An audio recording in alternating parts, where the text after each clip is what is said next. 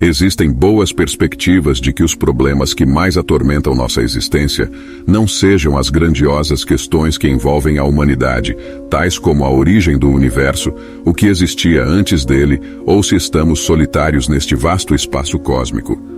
Não que tais tópicos careçam de interesse, mas sim porque a grande maioria de nós está preenchida demais com as vicissitudes cotidianas, as obrigações financeiras a honrar, os anseios mundanos a satisfazer, as incertezas inerentes à vida a enfrentar e as aspirações profundas do coração a buscar.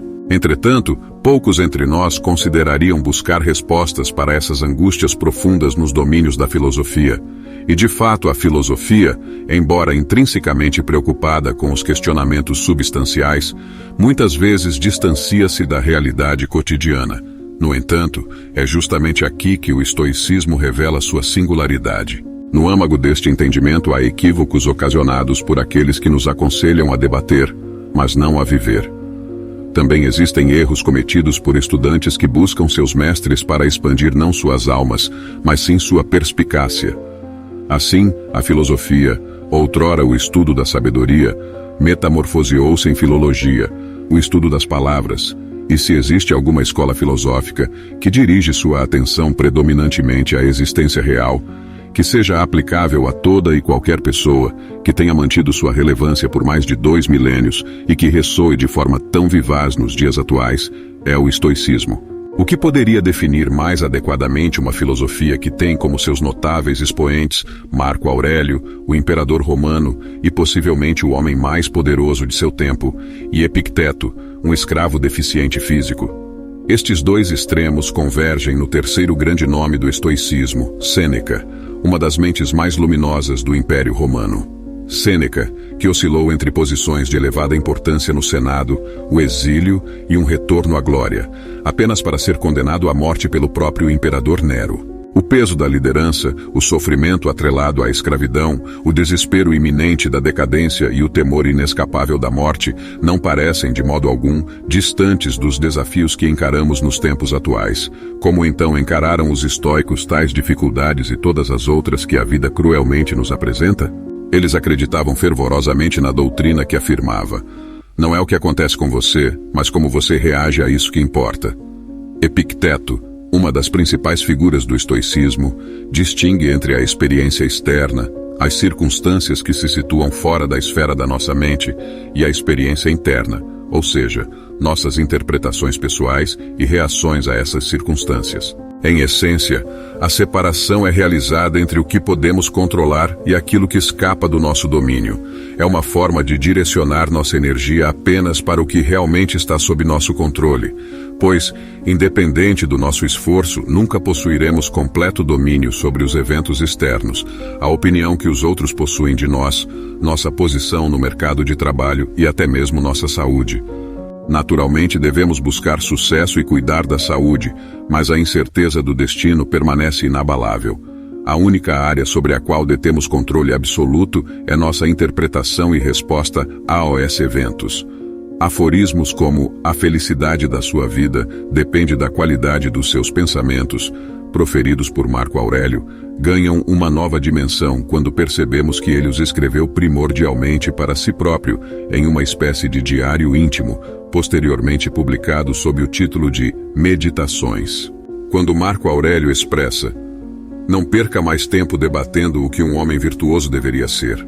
Seja um, ele inadvertidamente repreende a si mesmo, mas também nos admoesta.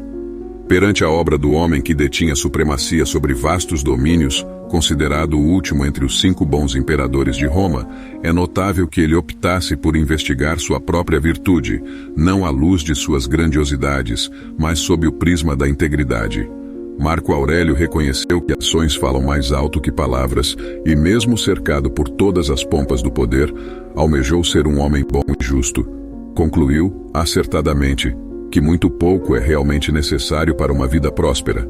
Tudo o que precisamos encontra-se no âmago de nossa própria percepção, no âmago de nosso modo de pensar. Essa ideia, primordial para o estoicismo, ecoa nas palavras de Sêneca. Até que nos seja possível viver sem determinadas coisas, não percebemos quão dispensáveis muitas delas são. Fomos usando-as não porque necessitávamos, mas porque as possuíamos. Nesse diálogo, a nobreza da filosofia estoica é claramente evidenciada, com uma exploração detalhada dos princípios que fundamentam a abordagem estoica diante dos desafios da vida.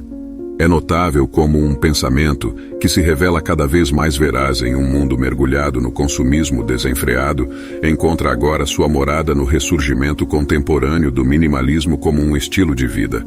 A curiosidade se instaura ao constatarmos que o que foi registrado há 2 milênios, em uma época em que a abundância estava em sua infância se comparada com a atualidade, chega a conclusões semelhantes às que agora emergem. Uma inquietação persiste, induzida possivelmente por nossa concepção equivocada de que a felicidade pode ser assegurada mediante a acumulação de bens e por nossos esforços para modificar aquilo que nos desagrada no panorama externo. Novamente, encontramos os princípios estoicos ressurgindo, com sua clareza intransigente ao afirmar que a metamorfose deve ocorrer internamente, no âmago de nosso processo de pensamento. Sêneca, com sua eloquência atemporal, afirmou: se você genuinamente almeja escapar das circunstâncias que o afligem, o que é necessário não é encontrar um lugar distinto, mas sim transformar-se em uma pessoa distinta. O imutável fato é que não podemos evadir-nos de nossa própria essência. Onde quer que sigamos, nossa própria companhia nos alcança. Surge então a questão: seria viável alcançar a tranquilidade da alma independente das conjunturas exteriores, por mais diversas que se apresentem?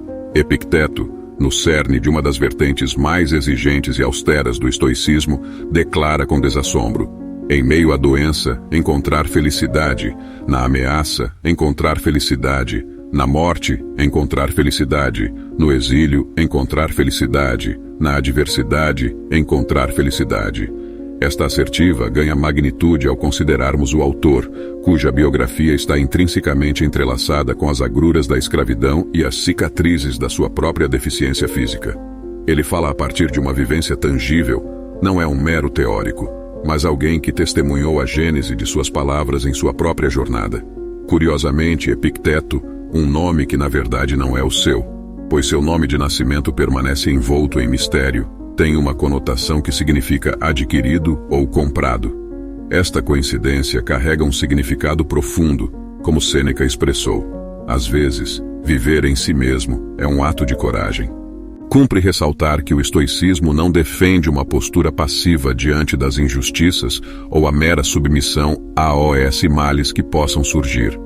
Sêneca, por exemplo, era um defensor da humanidade no tratamento dispensado aos escravos em sua época, e Marco Aurélio, mesmo tendo liderado um dos maiores impérios da história mundial, enfrentou decisões cruciais em meio a uma época tumultuosa marcada por guerras e pela praga antonina.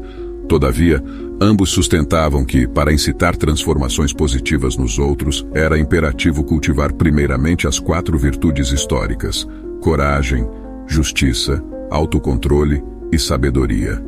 Marco Aurélio sintetiza essa abordagem com estas palavras: se não for certo, não faça; se não for verdade, não diga. Imaginem quão enriquecedora seria nossa existência ao absorvermos os preceitos estoicos e integrá-los em nossa trajetória.